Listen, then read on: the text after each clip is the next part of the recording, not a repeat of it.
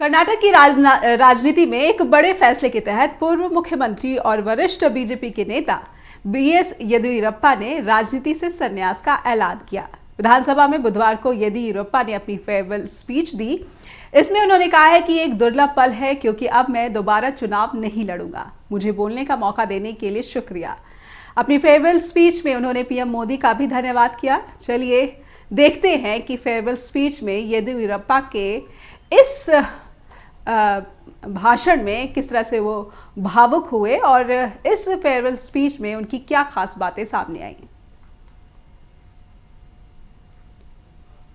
अगर भगवान मुझे ताकत देता है तो अगले चुनाव में भी, जो इस चुनाव के 5 साल बाद आएगा, मैं सभी प्रयास करूंगा कि बीजेपी सत्ता में आए।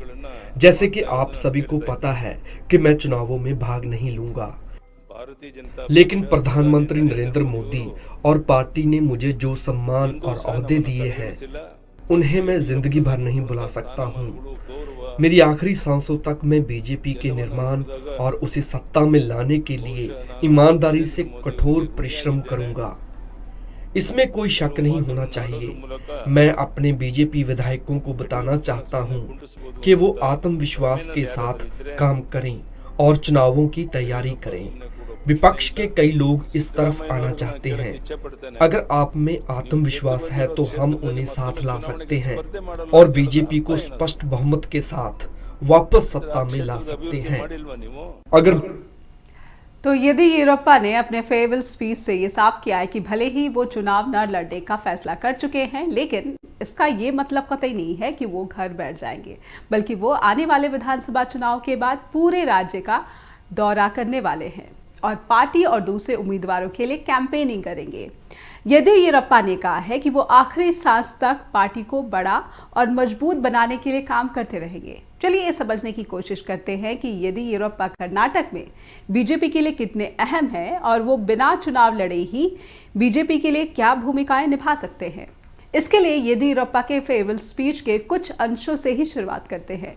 जैसा कि येदियुरप्पा ने कहा है कि सभी बीजेपी विधायक आत्मविश्वास के साथ काम करें और चुनावों की तैयारी करें और साथ ही विपक्ष में बैठे उन लोगों को अपनी ओर लाने की कोशिश करें जो बीजेपी के खेमे में आना चाहते हैं। उस तरफ बैठे कई लोग यानी कि विपक्ष हमारे साथ आना चाहते हैं, जिससे बीजेपी पूर्ण बहुमत के साथ कर्नाटक की सत्ता में काबिज हो सके।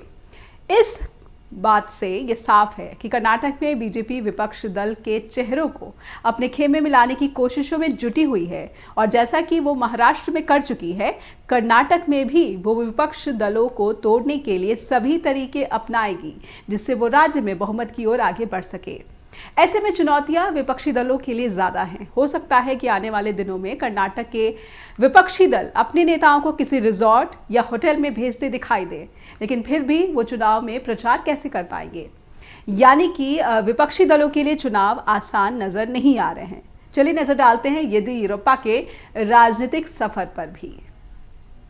येदियुरप्पा का राजनीतिक सफर उन्होंने शुरुआत की शिवमोगा जिले के शिकारीपुरा से पुरसभा प्रेसिडेंट के रूप में और इस सीट से वो पहली बार 1983 में विधानसभा के लिए चुने गए। इसके बाद वो लगातार 8 बार यहां से जीत चुके। येदियुरप्पा 4 बार कर्नाटक के मुख्यमंत्री रह चुके हैं। येदियुरप्पा लिंगायत समुदाय से ताल्लुक रखते हैं। 15 साल की आयु में राष्ट्रीय स्वयं सेवक संघ के साथ जुड़े और 1975 में शिकारीपुरा टाउन नगर पालिका के सदस्य के रूप में जिम्मेदारी मिली। 1980 में येदियुरप्पा ने बीजेपी ने शिकारीपुरा की तालुक इकाई का उन्हें अध्यक्ष बना दिया और 1988 में कर्नाटक बीजेपी के अध्यक्ष वो बनाए गए। 1999 में येदियुरप्पा अपनी असेंबली सीट से ही हार गए। 2004 में येदियुरप्पा अपनी सीट से जीते और विपक्ष के नेता बने।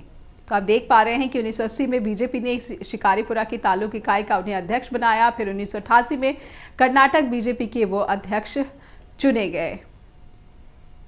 1999 में येदियुरप्पा अपनी असेंबली सीट से चुनाव हार गए और फिर 2004 में येदियुरप्पा अपनी सीट से जीत गए और जीतने के बाद विपक्ष के नेता बने। 2 नवंबर 2007 को पहली बार उन्होंने मुख्यमंत्री की कुर्सी संभाली, लेकिन जनता दल के विरोध के कारण 7 दिनों में ही उन्हें पद छोड़ना पड़ा। 2008 में कर्नाटक में फिर से विधानसभा चुनाव हुए और येदियुरप्पा को पहली बार सरकार बनाने का मौका बीजेपी की तरफ से मिला। 30 मई को 2008 को येदियुरप्पा मुख्यमंत्री बनाए गए और फिर आगे चलकर कई घोटालों में नाम आने के चलते उन्हें 2011 में इस्तीफा देना पड़ा और इसकी वजह से बीजेपी की ओर से बसवराज बोम्मई को मुख्यमंत्री नियुक्त किया गया। तो ये तमाम बिंदु येदियुरप्पा के राजनीतिक सफर की अहम घटनाएं और येदियुरप्पा के पोजीशन को लेकर विपक्षी दल लगातार उन पर निशाना साधते रहे हैं। पिछले साल जुलाई में येदियुरप्पा ने विधानसभा चुनाव नहीं लड़ने का ऐलान किया। उन्होंने अपनी शिकारीपुरा वाली सीट को खाली करने की बात भी कही।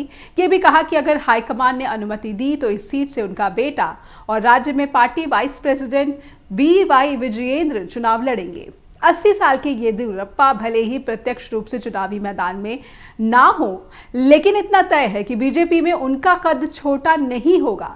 अपने बेटे की चुनावी फील्डिंग की बात वो कर चुके हैं, लेकिन यहाँ उन्हें परिवारवाद नजर नहीं आता। आपको बता दें कि येदियुरप्पा ने अपनी खुद की पार्टी कर्नाटक जनता पक्ष का भी गठन किया था और 2013 में शिकारीपुरा सीट से चुनाव लड़कर विधानसभा भी पहुंचे थे, लेकिन 2014 के लोकसभा चुनाव के लिए फिर से वो भाजपा में शामिल हो गए थे और अपनी पार्टी को भी भाजपा में उन्होंने विलय उसका कर दिया था।